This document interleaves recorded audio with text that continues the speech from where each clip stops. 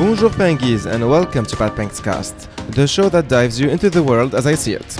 I'm Patrick, your host, and Tasha is your second host for this podcast collaboration. We're still diving into the extravaganza that is the 2024 Olympics in Paris. However, this time it's going to be through my eyes as a volunteer and through the eyes of another volunteer that did another mission in another location. So without further ado, let's sprint into the wild world of the Paris 2024 Olympics. Stay tuned.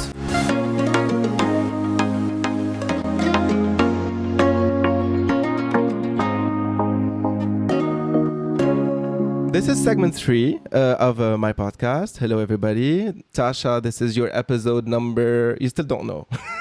46, I think. And Teresa is still with us here. Hi, Teresa. Hi, everybody. How are you? I want to take back some of the things I said in part I one know. and part two. We're gonna talk about that. We are going to talk about that. I want to double down on some things, but I do want to take some things back. Because I remember that in the previous episode you were saying, "Where are the boats? Where are the boats?" Well, where are the flying taxis, Dave? Oh. I never saw one single flying taxi. Not one. And we have a newcomer. Hi, Jesse.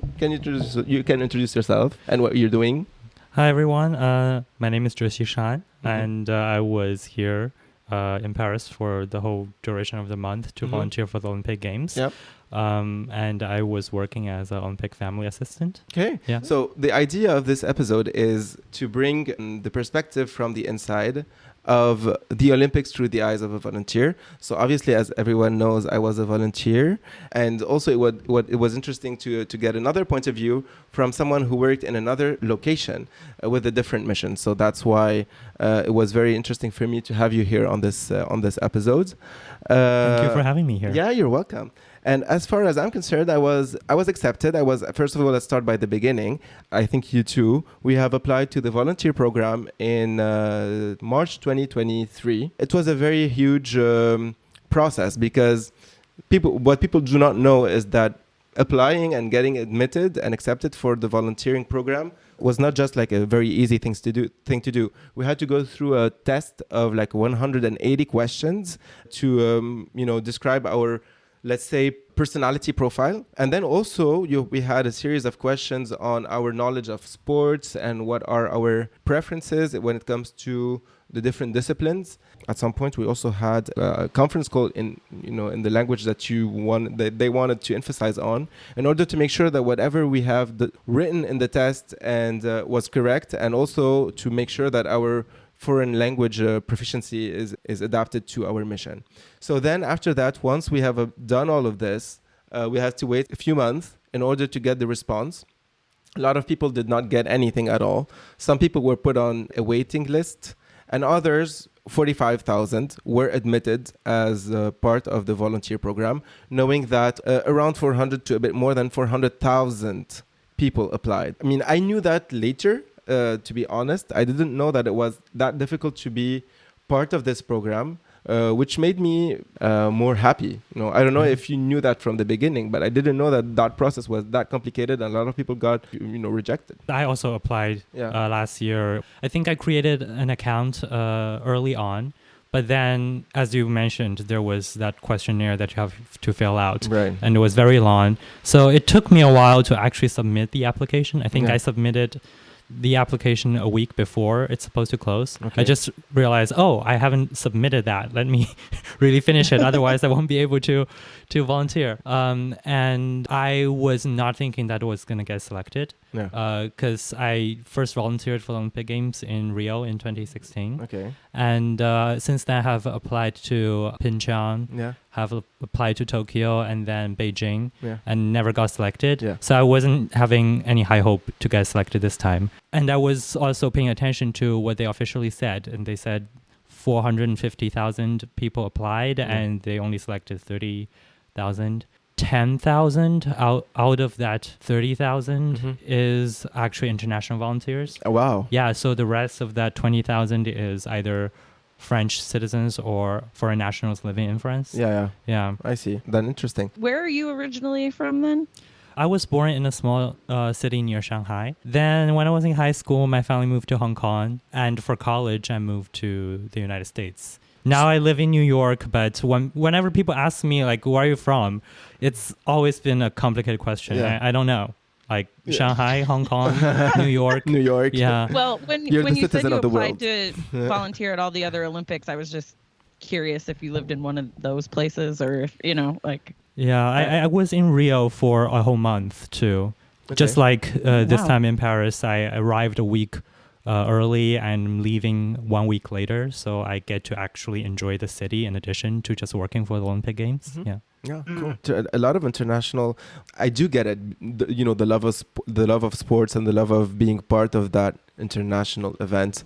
But I'm still fascinated by all these volunteers that came without any accommodation in Paris, and they had to find their Airbnb or a hotel, and everything is at their own expense. You were talking about expenses, Teresa, later on before we go live. At least I would live in Paris. Some people do not even Yeah. live in Paris, and can you imagine? But is there support? Is there support for There the are no volunteers who support come when it from comes to abroad? accommodation at all.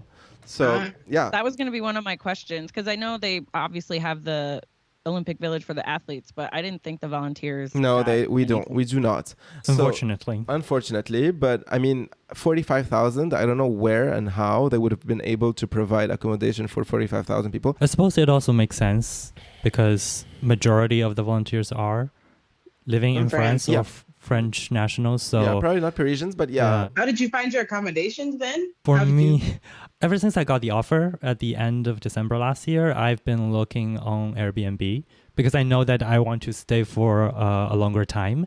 And there's also like a monthly discount for booking a long-term stay on Airbnb. And unfortunately, people were really jacking up the price on Airbnb because they were expecting a lot of people to come internationally to visit Paris. And I think I made a reservation on Airbnb at the peak pricing time you in did. April, and also booked it because there were no refundable options available. So I booked a non-refundable one. And then mid-June, early July, I was looking at Airbnb again, which I probably shouldn't have done. You shouldn't have done. Yeah. No, yeah. Yeah, I was noticing, wow, a lot of these places were way more luxurious than the place that I booked. And for the whole month, it was half the price that I booked. Yeah, I see. And I was locked in for that really high pricing. Yeah, I Because understand. not only are a bunch of the volunteers coming to town, but Yeah, this all was all the first tourists. Olympics Yeah. post-COVID that actually could have a crowd. So I'm sure it was just Like, yeah, Yeah, it was huge packed. influx It was of packed. A people, lot of yeah. tourists, a lot of people. We are going to talk about it, how successful these Olympics were. And we are going to ask a lot of questions to Teresa, obviously. And she had no faith in Paris. Okay, because she And had I no still faith. don't, and I Just still for don't. you to know, Yeah. Teresa was very, pessimistic when it comes Yeah. to these Paris 2024 Olympics, and I really wanted to invite her. I wanted to make sure she's here Yeah. in this episode 15. Yeah, Tarisha, I think we're the same kind of people. Oh, 'Cause, okay, You so- know, when you're pessimistic and you don't expect anything to work, then when they actually work, you're pleasantly yeah, surprised. Yeah. So then we got accepted, and then sometime in July, I went to take my accreditation and my uniform, which you're seeing looking at the video, because this episode is filmed, so you can also watch it on YouTube and Spotify. The volunteer uniform, it became worldwide known, especially for the hat, and your Tasha wanted the hat, I but want the hat so bad. If someone has a hat and you don't want it, but I'm not spending the Bob hat $500 became on it. worldwide famous, and as well Yeah. as the rest of the uniform, which is really pretty. I don't know you, but I really love it. We had 4 t-shirts, 2 pants that become shorts also if we want to. They are adaptable. We had 1 jacket, and underneath the jacket we had like some sort of a Yeah, it's essentially there's a vest and then you can add the sleeves onto it Right. and Yeah. transform it into a jacket. into a full jacket. Yeah. Correct. We had 4 pair of socks, a pair of shoes, which were very comfortable, by the way, and the famous hats. And also we had 2 bags, the big bag where all of these were inside, and then we had a smaller bag that we would be able to carry during our mission, which was a smaller one that you can, attach to your shoulders or to your wrist. That's it. So we got that and we can keep it. And obviously I'm keeping it. A lot of people probably we would be selling it, which I don't understand why. For me, it represents a lot of memories. It has such an importance that I could not give it away or sell it to anyone. Yeah. Oh, did you mention the so 4 pairs of sentimental. socks? Yeah, I did mention the 4 pairs of socks, 2 blue pairs and 2 pink pairs. Right. Yeah. Yeah, which a lot of people were like wearing one blue and one. I did see pink. that the Yeah. mismatched socks. Yeah, I was doing that noticed. as well. Yeah, I saw that. Yeah, you saw me doing that. I was doing. I was part of brand these were people. What brand were the shoes? All of the volunteer uniform is from Decathlon. It's a sporting brand in France Okay. that is very known. Probably not worldwide, probably not in the US. But yeah, it's very famous. They produced it and they gave it away to the volunteers. Yep. I so do like that. This is the for logo of the Paris- company. Decathlon, Yeah, which I do is like for the awesome. Paris Olympics that they went with a French company because I remember Team USA one year, our outfits were made somewhere else. Yeah, they were made like in China or something, and we were like, really? We couldn't get an American to Yeah. make our stuff? No, it's like, made- yeah. what? To be fair, the volunteer uniform in Rio was also made by a Chinese company. So go France. Well, but it's a French company, and the other one or whatever, but they probably made them still in China. Well, no, it's made in possible, France. yeah. It's Oh, made in really? France. It's Wow. literally. All of this- It's written. Really? It's written on it. Made in France. Yeah. Oh, Yeah. nice. And then we took the accreditation, we took the uniform, and then what my first ever contact to the Olympics as a volunteer was the training program, was the training day. Did you have a training day in your mission? Can you Yeah. remind us of your mission exact? So let's start by that. Yeah, so for Olympic Family Assistance, our main location is at the Olympic Family Hotel, Okay. and there are 3. There's the Hyatt Regency Étoile, Le Méridien, which is across the street from the Hyatt. Yeah. And then there's Le Collectionneur. And the Hyatt is connected to Yeah. Le Palais des Congrès, Le Palais des yeah, Congrès, which yes. is where the main press center is. Yeah. And that's where the volunteer center of all the Olympic family hotel volunteers are. Oh, it was there. going. Okay. Yes. Because for us, I was on a competition venue, and every competition venue had a volunteer center. However, you guys, for the Olympic family, you had one volunteer center, which is in the Porte-Maillot Palais des Congrès. Okay. My mission, I requested and I got accepted in the diving discipline. So I was based in the Olympic Aquatic Center, which is the only building that was built specifically for the Olympics. All the rest of the competition venues are venues that were already existing, part of the French landmarks. Reduce, reuse, recycle. Or Yeah. recycled. But And it makes also way more sense than and building a bunch of new stuff. For yeah, exactly. yeah. And especially a lot of the competition venues, which made the Paris 2024 even greater, were landmarks. So it was really very beautiful on the TV to see these sports events happening in worldwide famous landmarks. So yeah, it was really good. So as for me, it was a new building, the Aquatic Center, facing the Stade de France Stadium, which is the main stadium where the closing ceremony was held. So the Aquatic Center hosted 3 disciplines, the diving, which I was part of, but also water polo, and also artistic swimming, which for me was very nice to see because I've, also so cool. So cool. Yeah. And my mission, it was literally called Sport Information Team. So my mission was at the front desk, which is the Sport Information Desk, at the entrance of the athletes. So whenever the athletes arrive, as soon as they arrived to the venue, I was the first person they would see on the venue on site inside the building.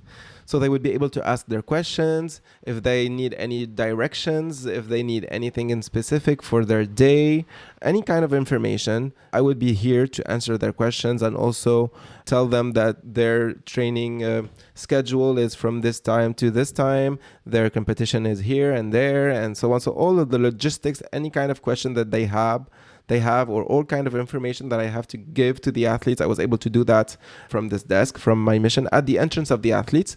So I really loved my mission because it was really at the entrance. I would see all the athletes coming in and coming out. I was just going to ask you a question because I didn't realize they had a place for the Olympic families. Yeah, Do so they pay to stay there, or is it just part of going? yeah, you know. they call them Olympic family, but what they really mean by Olympic family is all the presidents and the secretary generals of each nation's national Olympic committee, because they're not the So it's not athletes. the actual family. Yeah, it's not the family Okay. relatives of the people. Although I think some people do bring their spouses. Most it's just the important dignitaries who are staying. Yeah. Oh wait, you had a fancy job. This is a fancy job. Wow. That's what I thought too, because for Rio, I was working at the diving venue and was working as an event service volunteer. And I enjoyed it thoroughly in Rio, but I wanted to do something different for Paris. So originally I was thinking if I received a similar offer as I did in Rio, I probably wouldn't come just because how expensive everything is. And then I saw that they gave me this.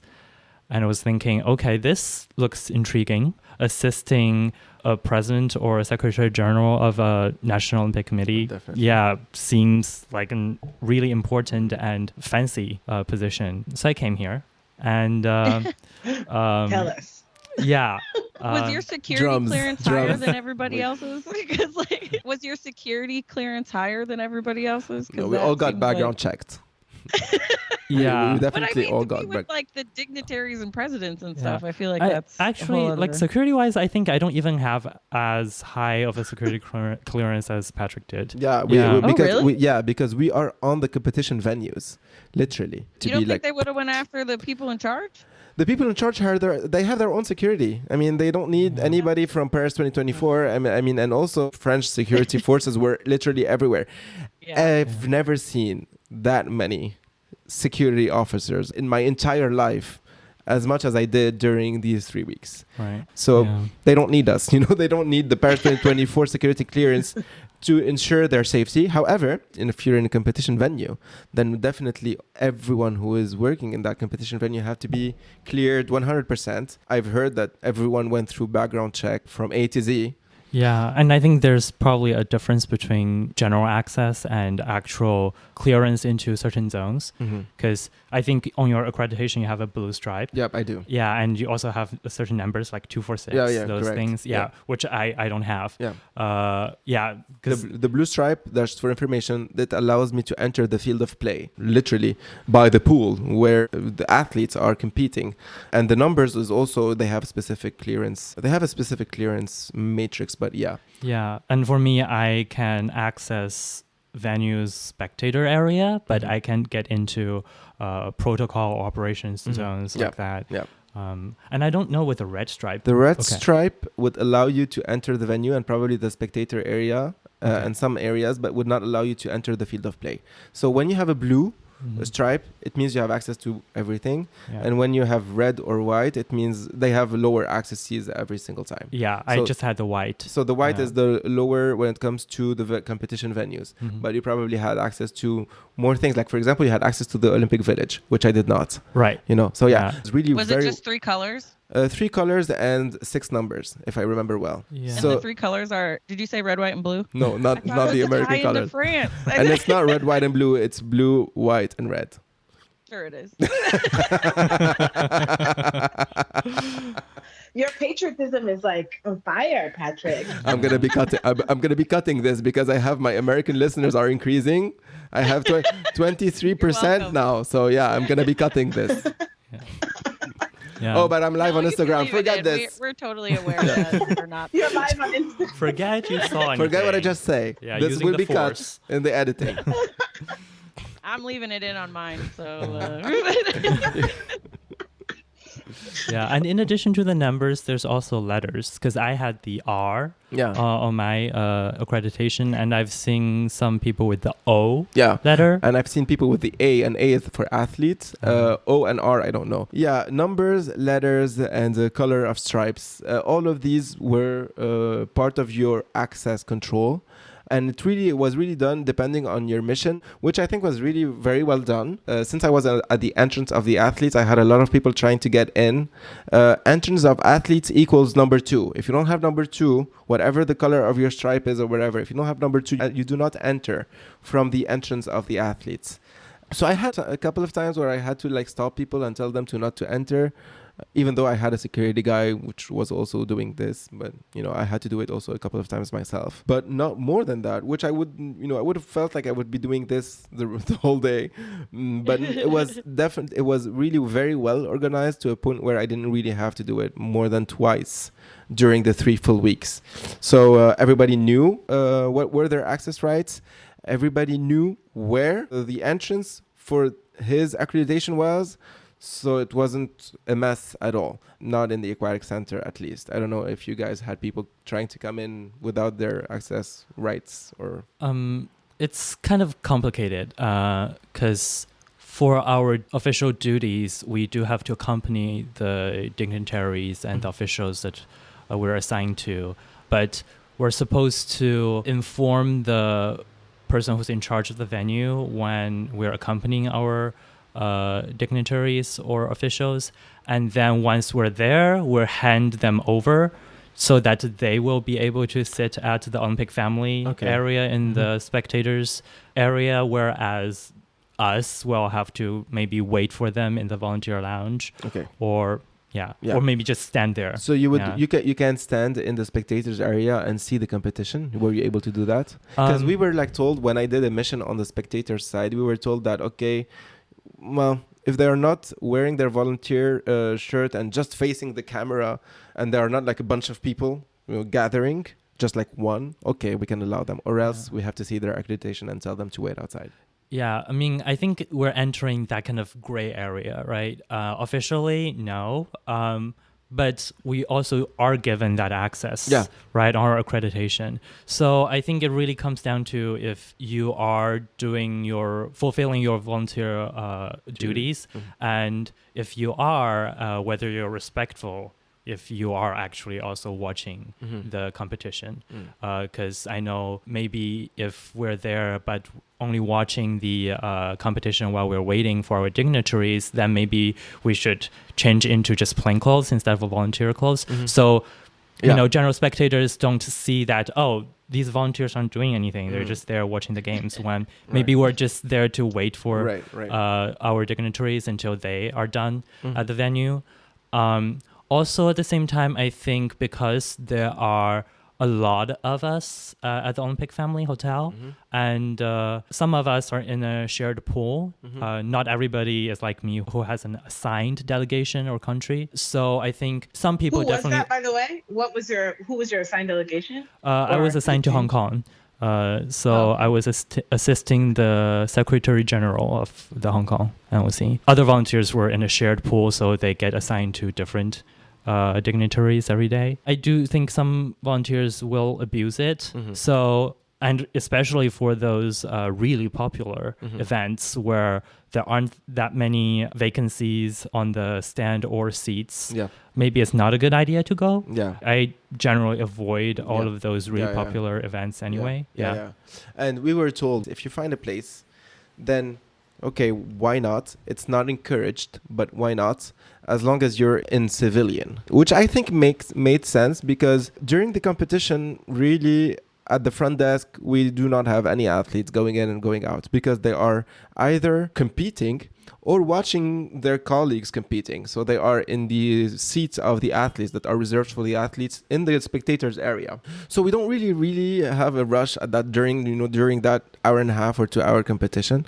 So we might just as well change, put that civilian shirt and go and find ourselves a seat and watch the competition. And obviously we would keep somebody, if we are two in my case, in the sport information desk, then we would split, and then there you go. Where both of us are happy because we watched the part of the competition, while not bothering anybody because the seat is there and it's free, Right. And that was going to be one of my questions, since you said you had access to spectator area. Could you use that access at another venue to be in the spectator area, or just at the diving center? No, every volunteer has access to a site or 2 sites or all sites. I guess you had access to all sites. Yeah, I had access to all competition venues. Because, this is, for example, an advantage on his side, because he was able to go to any spectator area of any venue. depending on if his delegation wanted to go there or not. Obviously, if let's say his delegation wanted to go and watch swimming, then he would be able to go to the spectator area of La Défense Arena. So he would be able to see that venue, and then probably also if the delegation wanted to see another discipline, then he would have had the opportunity to go and see another venue. I was only dedicated to the aquatic center. I was only allowed to go in the venue of the aquatic center and not any other venue at all. However, I had much more access in the aquatic center than he does. Yeah. Some people were only assigned to the aquatic center but did not have access to any of what I had. Like, for example, volunteers that were working in transportation. A very big shout out to them, because they were standing outside when it was raining, when it was sunny, when the heat was like 36 degrees Celsius, because they were there waiting for the buses, and it was not always easy to manage the arrivals and the departures of the buses. But however, these poor people in their accreditation, they did not have the access to enter anything. No, not even the building, because their position is outside waiting for the buses. They had to go to the bathroom. Yeah, obviously there were exceptions, but they were being. They just go in the Seine, right? No, they.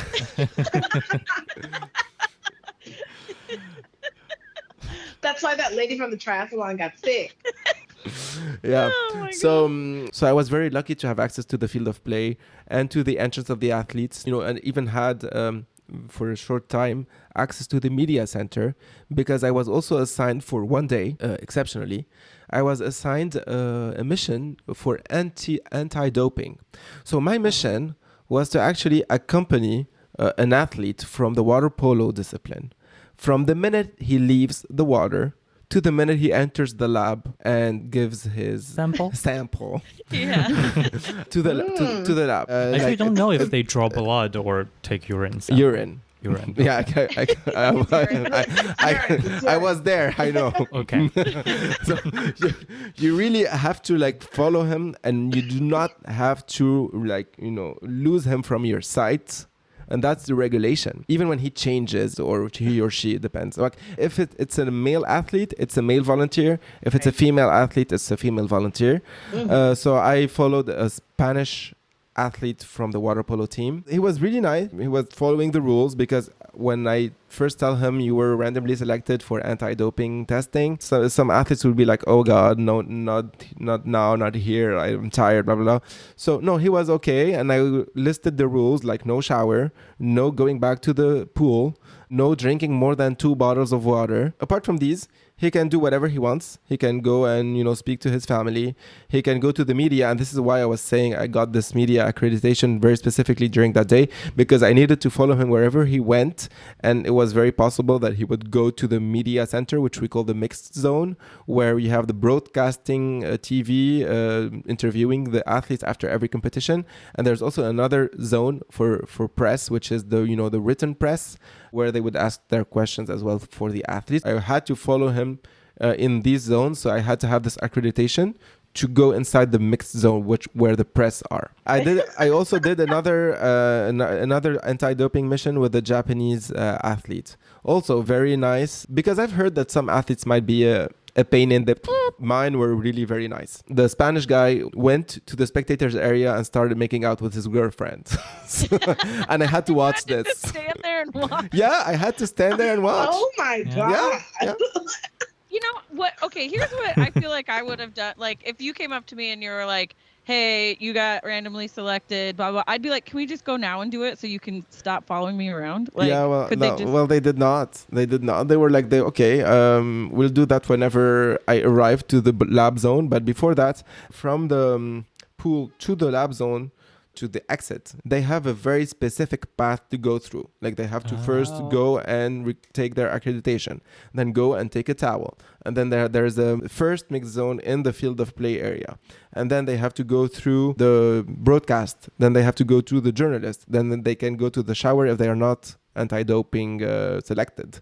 Specific one-way route that they have to use, and at the very end the anti-doping lab is at the very end of this route. So they would like show up in the morning, let's say, and it was like, you've been selected today, so then it's like, no, they would not show up. I would tell them that they are selected at the end of the competition. Like they finish the competition, they get out of the water, They think that they're done and that they could go and have some rest. But no. No, surprise. No, there will be a volunteer following them.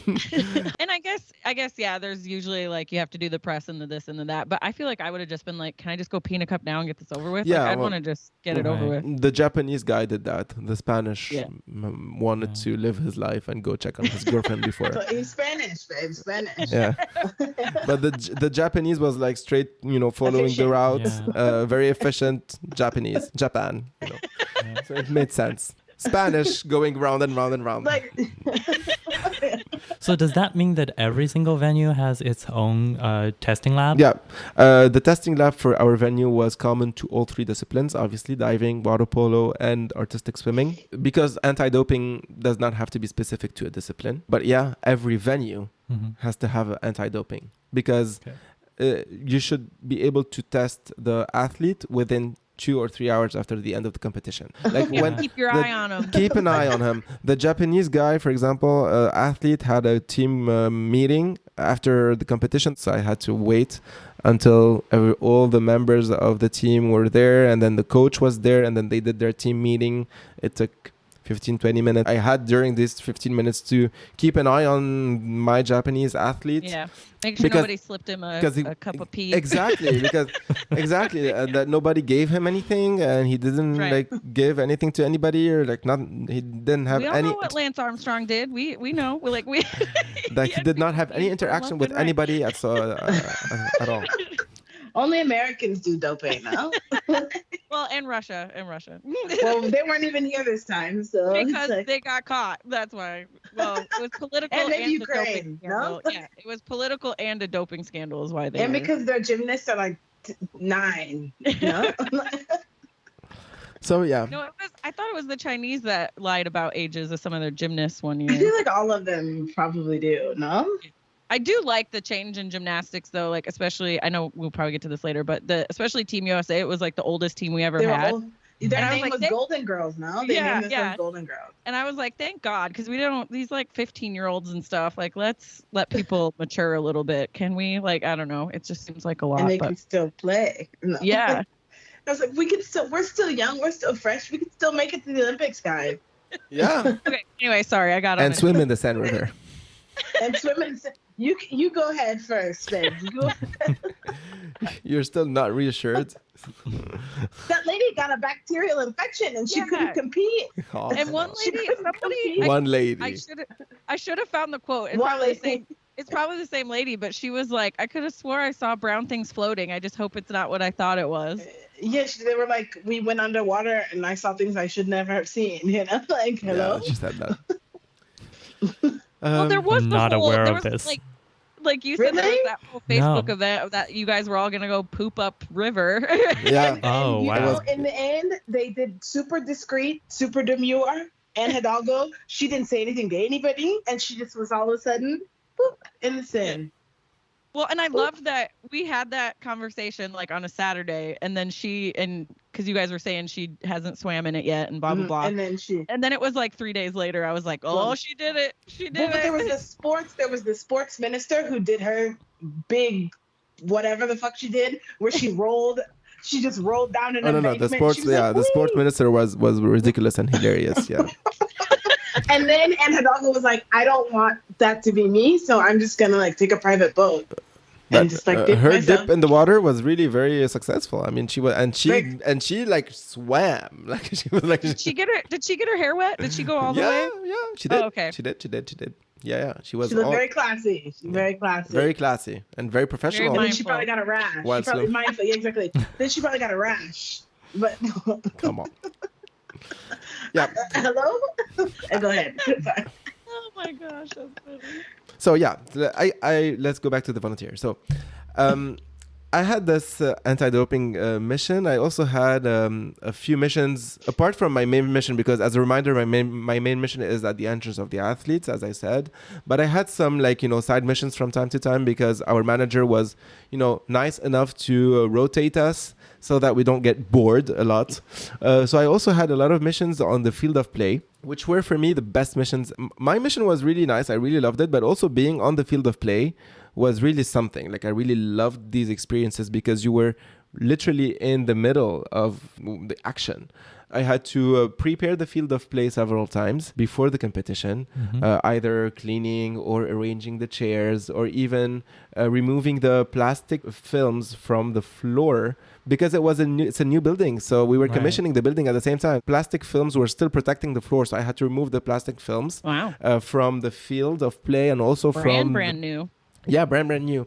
And also from the backstage behind the screen that you all saw, the screen that opens and from which the athletes were coming in the aquatic center.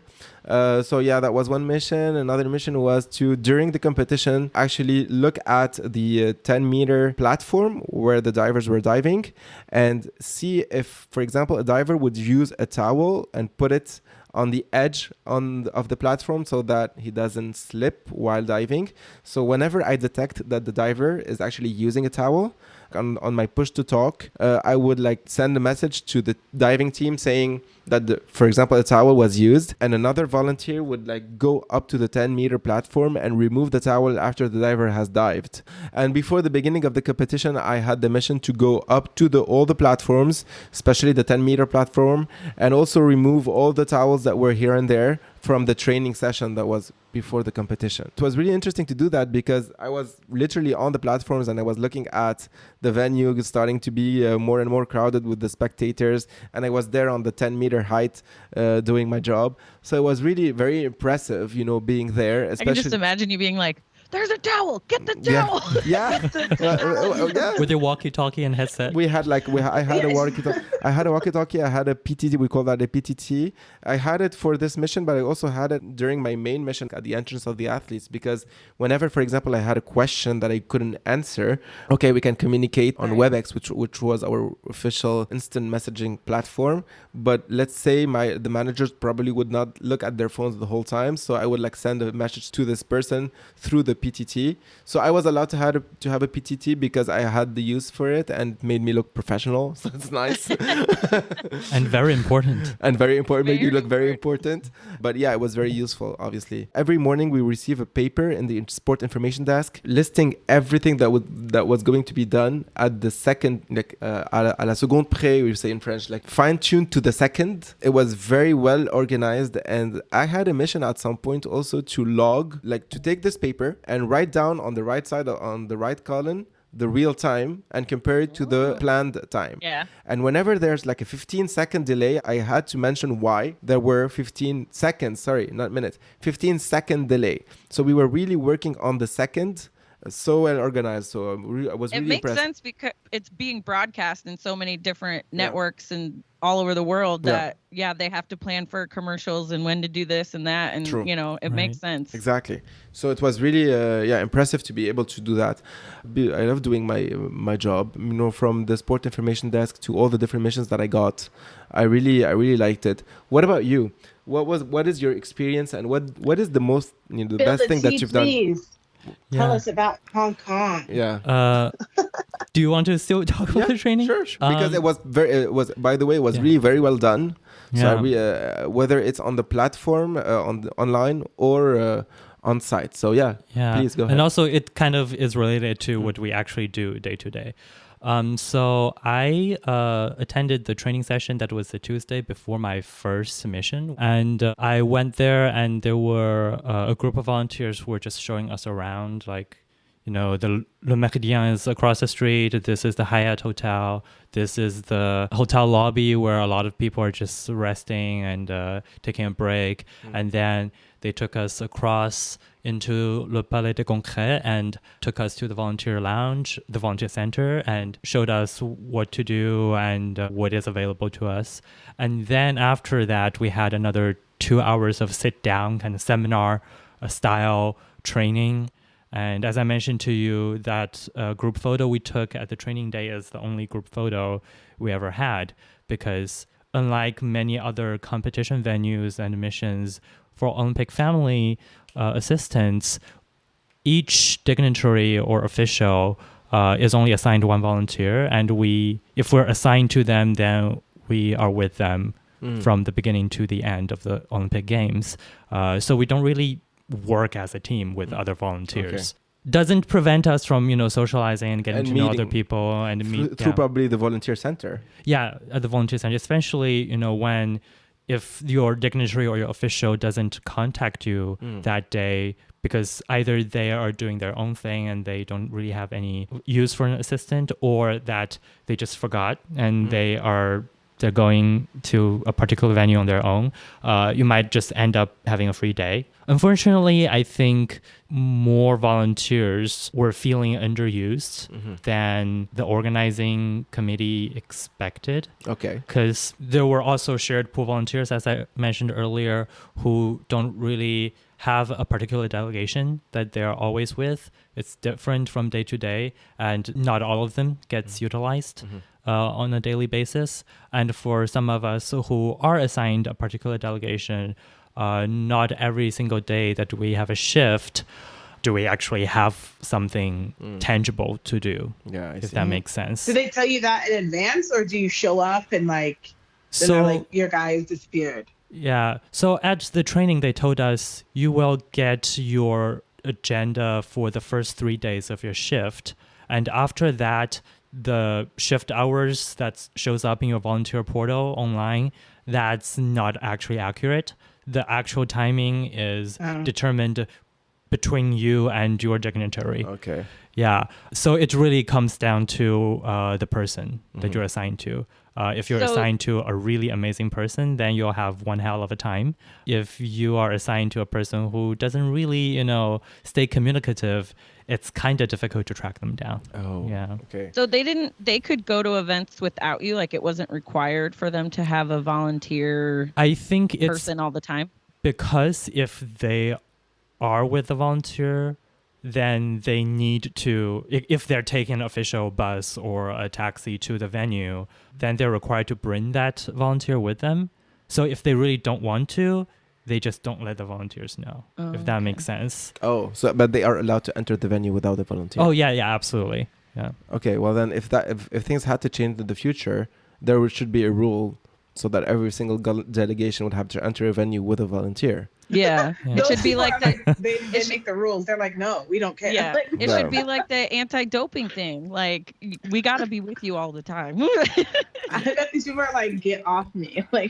I mean, I think that's kind of what they hate, right? Yeah. They don't want to be accompanied by a person all the time, especially if they are not kind of vibing with the volunteer that's assigned to them. Yeah. And also, I think some of the bigger countries like the United States or China, they have a huge team and they have a lot of officials that come and stay at the hotel. They usually bring their own assistants. Yeah. So they don't really have any use for Olympic family assistants that are volunteers. Probably in the future, they should ask the delegation if they need a volunteer or not. If they would, if the delegation say, no, we don't need a volunteer, we have everybody in-house, then no need for a volunteer. Because as a volunteer assistant, you'd like arrange the rides and things like that? Or what exactly did you do for them? Our job is to assist on two fronts. One is the logistics, one is the linguistics. So the logistics, because the Hyatt Regency Etoile has the Transport Connect bus terminal. So if the officials and dignitaries wants to take the bus, we can look up the schedule for them. If they want to take a TX taxi or car to particular venues, then we can make a reservation for them. And if they need us to translate certain things for them when they're kind of socializing among themselves, talking to another delegation, another country whose language they don't speak, then I can be of help. Yeah. I was just going to ask, was there like a universal language that was used most of the time, or was... It's definitely French. Yeah. And that's when I think I encountered most challenges, because I could say, comment allez-vous, ça va bien. And when they usually respond something back to me in French, that's more complicated than that. And if it's a really urgent, like we have to have an efficient communication, then they're going to have to like switch to English, because that's something that I'm more fluent in. But that's weird, because in the aquatic center, I mean, our training was done in English. Our managers were fluent in English because we had volunteers English-speaking volunteers. So I didn't really feel like they were left aside or they were not understanding anything, because when needed, these managers would talk in English. So yeah, it's weird, especially that in your case, it's, Olympic family delegations that are literally international. So it made more sense to have you guys, have your managers be able to speak English much more than ours. I don't know. It made more sense for me. Yeah. That's why I was curious, because like you said, there's volunteers from all over, so I didn't know. But it is in France. Like I understand some expectation to speak some French, So but I wasn't sure if there was a part of the point of assisting the dignitaries and officials is that if they don't speak French, then their assistants can. But it's not like that. I really got utilized for that aspect that often. I see. Gotcha. Were you put with the Hong Kong delegation because they speak Chinese? They speak Chinese in Hong Kong? Sorry. They speak Cantonese in Hong Kong. Okay. But culturally, I think for official communication, people in Hong Kong prefer English. Okay. And I speak Cantonese with an accent, but I can speak Cantonese. But it's a different language from Mandarin, which is the common language used in mainland China. And they can definitely tell that I spoke Cantonese with an accent. At least you speak Cantonese. Good God. right. Yeah. I barely do know think one language, so I'm I do think that's probably why they assigned me to the Hong Kong delegation. It's because I speak Cantonese. Yeah. You were mentioning earlier that you had a job that is not with a group of other volunteers. So how did you do to actually meet other volunteers and live the experience that you lived? Because I was definitely overwhelmed by the Olympic experience. But what is also very important for me, what was very important, is the slideshow that you're seeing behind me.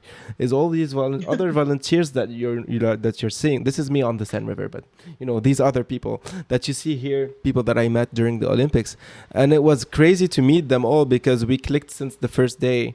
I couldn't imagine my experience without these people, because it was really a big part of these 3 weeks. How did you manage to live that experience? Yeah, I mean, one of the things that I didn't really get from this experience in Paris was the camaraderie that I definitely enjoyed in Rio. At the diving venue, we were made to feel very included. And I also think part of it is because the personalities of Brazilians they're just so welcoming, they're passionate. Especially in Rio, I think our team leaders, they were very nice people, and they made sure to check in on the volunteers to make sure that they're not hungry, that if they needed water, they would bring water, and if they need extra breaks, they will come in and tell us, go take an extra break. You've been standing here for so long. Here, I definitely didn't really get much of any of that.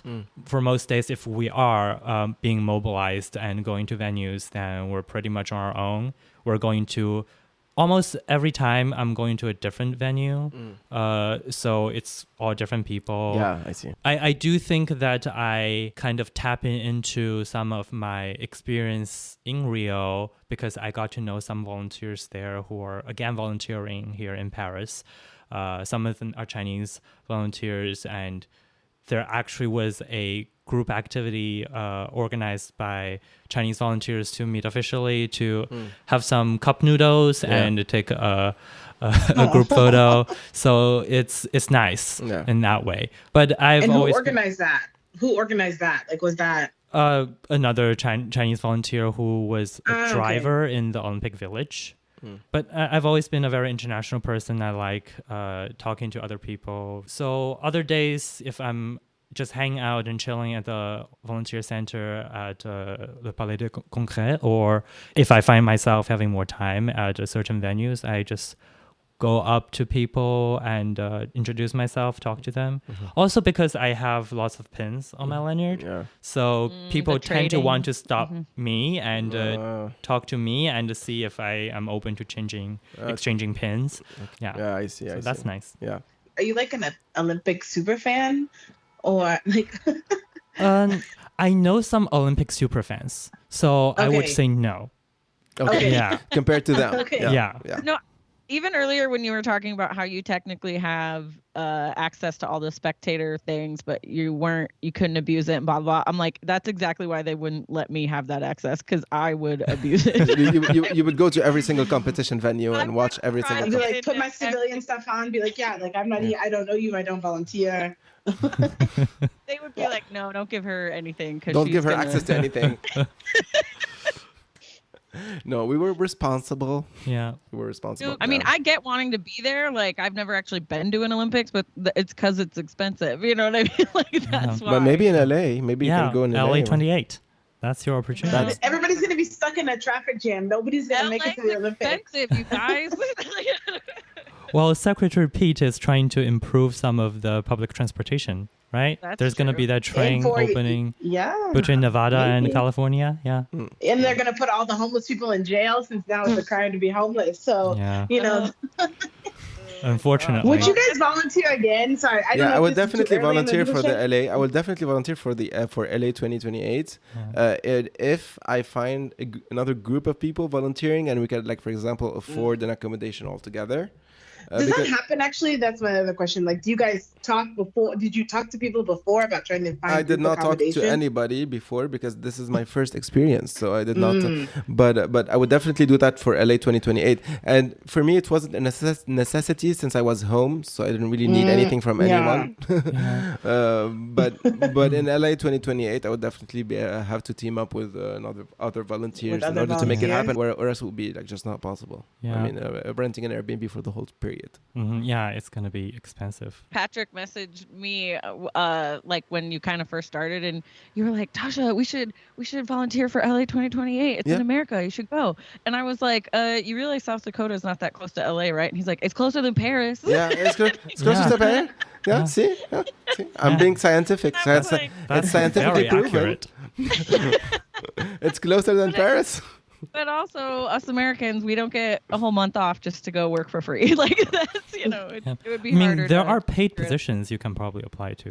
That was my other question. Okay, are there a lot of paid positions? 4,500. Oh, okay. Oh, wow. Where did you get that statistics? In the training. Okay. What kind of jobs are paid? You know what I mean? Like, what kind of positions like are our paid? managers, like the manager of the volunteers, the manager of let's say we had a diving manager.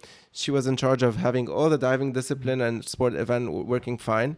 So she had volunteers under her responsibility, but she also had other staff members that were probably managing other volunteers or doing stuff of their own. Also the judges, the officials, they were also managers for the site in general, taking care that the site is going properly, all the logistics of the site, not just the discipline, but also the site as an overall. They had also their uniforms. They had like a dark blue uniform, which is also a nice uniform that they had. But they are 4,500 and we are 45,000. So they were staff. They were paid staff. But these people are into sports. They are, like, for example, the diving manager. She's a diver herself and she did competitions. She wanted to be, as an athlete, part of Paris 2024, but she did not get selected at the very end. But she wanted to live her dream and be part of the Olympics. She applied as a staff for Paris 2024 for diving, and she got it, and she was very thrilled to go through Paris 2024 because she wouldn't be able to do any Olympics later on as an athlete, but she wanted to be part of an Olympic competition. So she did that, but from a different perspective. She says, and I think she did, realize her dream. Those that can't do manage. Yeah. Wow. I'm just kidding. I'm not good at anything. So and a shout out to her if she ever sees this podcast. Madeleine, she took care of us very well. Like, she took care of all the volunteers in a very beautiful way, as well as all the people that reported to her. Marilia, she's a star. Marilia. Yeah. And did you have a manager? Was there a manager for your team, or were they just she was the one taking care of the sport information desk. Marilia, she was paid staff. As volunteers, did you get any inside scoop? Like, let's say you didn't have access to everywhere, but did you ever get inside scoop on like tickets or That's another thing. I didn't. Volunteer benefits wise, I think Rio was better. Yeah. Comparing to Paris. Yeah. What did you get? What did you have in Rio? In Rio, yeah. So in addition to the same kind of thing, we get 4 like volunteer jerseys. We get 2 pants, a jacket. We also got a raincoat. Okay. We also got free tickets to see certain competitions if those tickets are not if those events are not sold out, which I don't think Paris did at all. Like, well, they did for the Paralympics. Yeah, now. we just received some emails like a couple days ago that they want to give us a ticket to see the Paralympics. Yeah, but I'm not going to be here. You're not going. Yeah, a lot of volunteers actually left because there were some free seats in the Olympics as well. I mean, it wasn't sold out the whole time. Yeah, but it was probably for like. In terms of I would see anything if they give me free tickets. Yeah. Archery tickets, is fun to me. Yeah. Oh, would you volunteer again? Then? Sorry, I want to know if you volunteer again. I mean, I would volunteer again, but I would like now from this experience and yours, I would make sure that, for example, I would like specify. I would be very specific in what I'm asking, because I want to be part of the field of play, or I want to be part of the entrance of the athletes. I want to be in touch with the athletes. I do not want to be driving a car. I do not want to be managing transportation. And again, shout out to all these people, because these were the hardest jobs as a volunteer to do. But that lady with an umbrella, that lady who held up the umbrella. I invited her to be part of this podcast, but she did not answer. Oh no! I invited her, and I invited Danielle, the guy. I sent them a message on Instagram. I did not have any feedback. They're probably getting so many DMs. I know from my small little podcast here. I mean, they probably didn't even look at my Instagram, because they are getting, probably solicitations from radio stations and broadcasting companies. She can't use her arm to type on Instagram anymore. She's probably she did an interview with Combini. She already did an interview with Combini, which is a French press on social media. So, but still, I would have hoped they would, free up a couple of hours from their time. Yeah, but probably next time. And would you volunteer again then? Yes. The short answer is yes. But of course, how I make that decision will be depending on what I'm assigned to. Yeah, same here. And what my financial situation is going to be like. Of factors. So even if you get accepted, you can then say nope, can't do it. That's why there's a wait list, because some people probably drop out. Exactly. Yeah. And a lot of people, unfortunately, get accepted, and they don't say no, even though they know for sure that they do not want to do this job. But they just, radio silence until they get their uniforms. And until they get their welcome gifts. And then all of a sudden... I know what I'm doing. All of a sudden... That's a great idea. Okay, I want to send a direct message to the Olympic Committee, pointing Natasha out. Do not accept her, because look what she's saying. You're being recorded. I'm just in it for the bucket hat. And I bet LA is going to be great. This is going to be, but I want to do it. I'll do it. We'll do it. We'll change our names. Yeah, I mean, it's expected, right? For any sort of volunteering event, there are going to be people who sign up and then they only show up to collect the benefits, and then they don't. Do anything. Come on. I mean, how can you do that? You guys are being exploited already, so you might as well exploit them at least a little bit. No, but I don't. I didn't feel I was exploited. That's the difference, A lot of people, when we walk in the streets with our volunteer uniforms, a lot of people would stop us and say, the majority would say, yes, good, great job, bravo, you're doing that, perfect. A minority would still come to you and say, do you do this for free? Yeah. Why? Yeah. I was like, what? Why? I mean, I'm doing it because I love doing that. I'm loving the experience. I'm in one of the most, if it's not the most important international event of the world. Yeah. So how can you say why? I mean, I totally get why you did it, because you, like you said, you could come home at night, but it seems like you said, even you being there for a month, there is an expense to it. If it's if somehow the Olympics came to Sioux Falls, South Dakota, I would for sure volunteer, but I don't think that's going to happen, just because, I mean, if it was closer or easier to stay home. What makes you what volunteer? I mean? What is the strong, motive? I mean, the strongest motive is definitely that I just enjoy volunteering. Volunteerism is one of my deepest passions. Yeah, and I do lots of different volunteering work. This summer worked out that I could come here for a month. Yeah. So that's why I did it. I originally didn't think I was going to be able to. What is the average age, would you say, of the volunteers? I think there are two major demographics for Olympic volunteers. I think there are a lot of college students, which makes sense because they have time off in the summer. Yeah. And retired people, so that you see an older demographic as well. Yeah, that makes sense. We had from both ends, and we have, I mean, in the aquatic center, at least I'm talking about things I know, we had from literally every single kind of age range.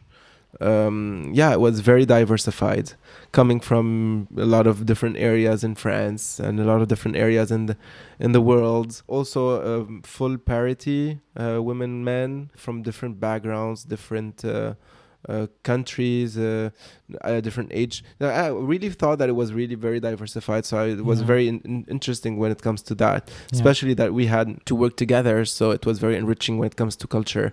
When you work in a competition venue, you work as a team, and also you have lunch with them. We had lunch, we had dinner, we had breakfast, we made friends, and with these people we went out in Paris and we hang out. It was very enriching when it comes to the human experience, to go back to that topic. And I would definitely do volunteer again in order to experience that again in a different country, but also to relive these moments. The Olympic vibe, being part from the inside of this experience was very enriching. And, it made me proud to be, when I see the result on TV, it made me proud to say, I did that, I put this here, I arranged that. Because we were working off camera, and all the things that you see on camera is done by, us. The staff that is paid, they are not enough in terms of numbers. So they really relied on us as volunteers. Yeah, it was really this army of volunteers that worked several shifts during the day that made all of this happen, or at least contributed heavily in making these Olympics a success, from the opening ceremony, even before the opening ceremony, because I started working a week before the opening ceremony for trainings. So from that moment until the closing ceremony, and even after, a lot of volunteers are still working now, for delegations until their delegation leave, or I don't know. We worked, but we were given the opportunity to live this experience from the inside, and it's not every day that you live an Olympics from the inside, and it's also not every day that you do it in Paris. Are there different volunteers for Paralympics then? It depends. When we applied, you either mentioned that you're willing to volunteer for the Olympics only, or the Paralympics only, or both, right? Yeah, for me, I was only offered the Olympic positions, so I didn't get an offer for Paralympics. I only mentioned that I'm only available for the Olympics, so the question of the Paralympics was not even put on the table. I really would love to do Paralympics volunteering as well. You would have stayed? Yeah, if they told me in advance, so I could have planned the trip better, I would have done it. Yeah. But didn't work out this time, but hopefully, LA. Yeah. I mean, overall, LA 2028. Yeah, let's go. Yeah. So that's California. So again, California. All of this being said, when I finished my last shift last Saturday, I traveled directly after my shift to Spain because, Tasha's name, because I couldn't even imagine, staying home and by myself and living the end of this experience by myself without being, entertained by other people or by friends or things like that, or even being on vacation. My experience was so intense on all kinds of ways that it was, definitely not possible to go back home alone that night. So very, very positive feedback. I'll definitely do it again. Do you have a little bit of post-Olympic depression? All this was going on and then it just stopped? I kind of had that. After it all ended, I spent a couple of days, 3 days, being very, very sad. I think my friends saw it when I was on vacation.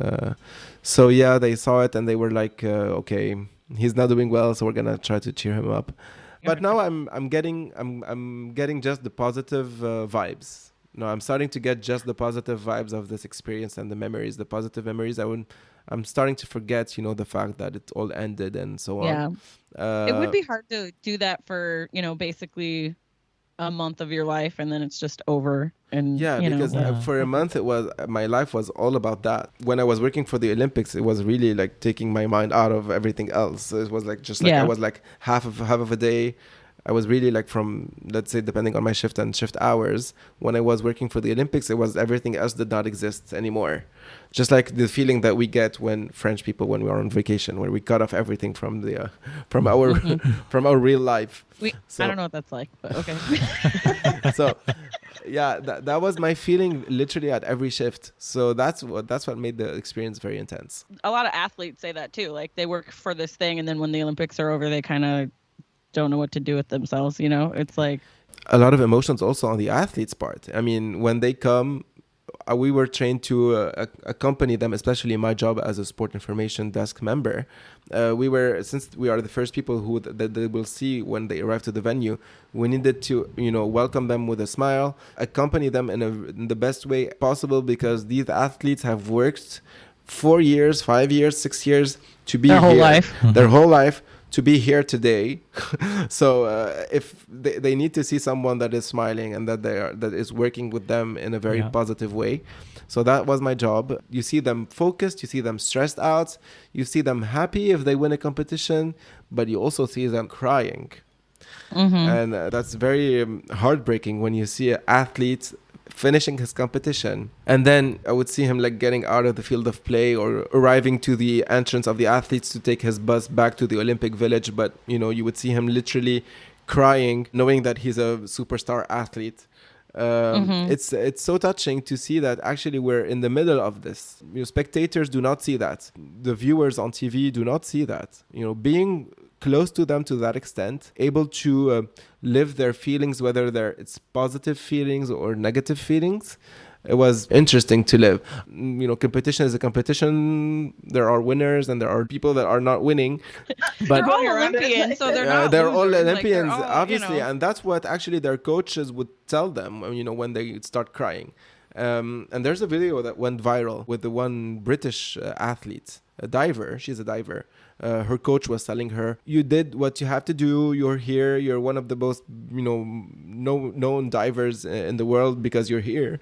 And stop crying. And sometimes you win and sometimes you lose. And this is the sports and this is how it goes. There's also a Mexican diver. She slipped, I guess, while diving. She raised her hands after the dive and she claimed that there was a flash that disturbed her. The judges, they judged that there were no flash. They did not give her a redive opportunity.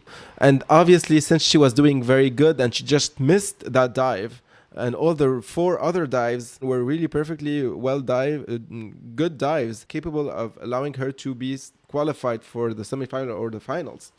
But since she missed that 5th dive, she was not qualified anymore. And that made her really very upset. And she was like totally crying. Like she was unconsolable. You live the emotions of the athletes as well. Not just yours, but also the emotions of the athlete. So obviously you saw Tom Daley being in the diving of course thing. Did you know who he was before that? I knew because he became, apart from being a diver, he became also a social media influencer. Yeah. And there's a picture here that we're going to see in the slideshow with French divers, Alexis Gendard, Julien Bouillet, and Gwendal, like this one. Alexis, Julien, and Gwendal, and I'm here. So these are the French divers from the French team. No picture with the Team USA? I mean, I thought Team USA... Yeah, we were not allowed to take pictures with the athletes. So this picture was actually a request from the divers themselves because they, the security officer asked them for a picture, even though he was not allowed to. So they took a picture with him.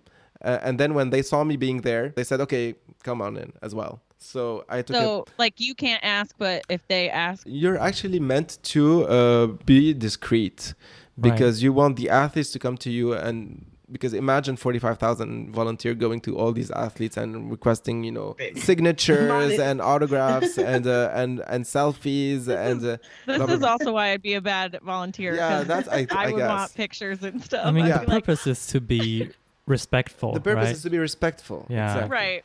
And give them space. Yeah. So don't harass Your them to thumbnail ask for picture was pictures. funny, though. But if they would love to take pictures, If they're with you, fine with it, they let you know that they're fine with it, then there's no problem. But we're professionally, it's better. We have to give them their space. Right. But I'm not saying all the volunteers were abiding by this rule. I mean, a lot of volunteers were actually being all over the athletes, and sometimes we needed to calm them down. And so and we called security once because volunteers came from How'd a different that person get through the clearances? because they had the access like you did because they had access to the village, so they had access to all the. Oh, so they went to the village. So they came to our competition site because they had the access that said all. Okay. So when their team win the competition, we saw them coming to the entrance of the athletes, and we cannot tell them not to be here because technically, with their accreditation, they can be here. Okay. They're even the entrance of the athletes. They did not get in. Oh, it was right outside of it. Right outside of it. So they are allowed to be inside the venue. Okay. But they're not allowed to be inside the building and enter from the entrance of the athletes. Yeah. Okay, this is true. But they were standing outside and waiting for the athletes to get outside. Mm-hmm. The first time it happened, we were not prepared. So it was a Chinese athlete. She went out when she went. I think I might have seen a TikTok video about this. You saw that? Yeah. So the Chinese athlete went out, and then she was like, a bunch of volunteers just jumped on her, asking for different things, and she was overwhelmed because she didn't expect that to happen here at the entrance of the athletes, because we're not supposed to have people cheering or anything. Like it was supposed to be just like literally just them and me, right? Not even me media, or my colleagues. Right? Yeah. She was surprised. She went back in the building. The volunteers could not follow her because they were not allowed to get in. So we had to call security, but then they didn't want to leave.